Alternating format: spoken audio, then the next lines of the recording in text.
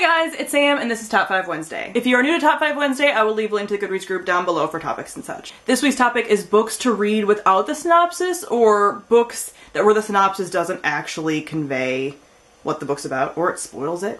I mean, a lot of things can fall under this category. So first I want to do an honorable mention, and that's for the Luck series by Jennifer L. Armentrout, just because, especially for the first book, the synopsis actually spoils like what the big twist is that doesn't happen and get revealed to the character and the reader until like 75% of the way into the book. So yeah, if you want to go into this blind, maybe don't listen to any reviews of this ever, because everyone mentions it too, because that's kind of the point, but at the same time it doesn't actually get brought up until, yeah, like 75% of the way into the book. So she's really cursed with real bad synopsises. So number 5 is Red Rising by Pierce Brown, and this one is just like a not very good synopsis. Like, you don't actually know what it's about from this, but at the same time I feel like a lot of the comp titles are like, it's like the Hunger Games, we're fans of the Hunger Games, blah blah blah, and it's not really at all. And I actually put off reading this book for so long due to the synopsis and because people's like made synopsis for it, you know? And yeah, it's a dystopian, but like it doesn't have that same dystopian feel. It's an adult dystopian, number 1, and number 2, it just doesn't have like that same, like what you think you're gonna get if you tell someone that's like, oh, it's a dystopian, and then he like is trying to infiltrate the system and like play this game. It sounds like every other dystopian you've ever read, but it's not. It's real good. So just kind of like, if you think it sounds cool, read it, but like don't really delve into the synopsis that much because it's not really gonna help you and it doesn't really give you the feeling of the book at all.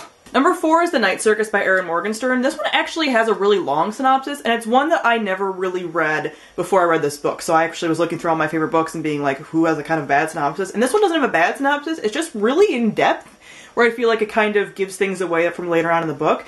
And it gives the impression that, again, this is like a really in-depth game, and you're following this game, and it's more like action-packed. Like, I wouldn't say that this story is action-packed. Like, it's a very character-driven story, and it's really about the circus and everyone involved in the circus, but from the synopsis it kind of gives the impression of like, it's gonna be this like huge romance, and it's gonna be like action, blah blah blah, and like, there are romantic elements to it, and that is a focus at some points, but like, that's not, and the game isn't the kind of game that you think of, so I feel like people can potentially go into this with different expectations of what this book is. I recommend just listening to what people say about it, typically speaking, because I think the reviews for it are far better and a far better representation of this book than the synopsis is.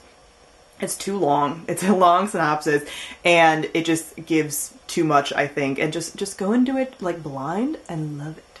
Number 3 is The Strange and Beautiful Sorrows of Ava Lavender by Leslie Walton. This synopsis is weird because it kind of gives the impression that this is more of like a contemporary story where you're following one character around, and this is actually a magical realism story and kind of a, would it be generational? It's kind of like a family saga. So you follow the grandmother, the mother, and the girl Ava, who is born with wings, but it's not just about Ava, and the synopsis gives the impression that you're just following her and her life, and you're not. Like, the book is kind of broken into 3 parts, and it's very magical. It's magical realism, so it has very flowery writing, very beautiful writing. You don't really know what's real and what's fake and everything like that.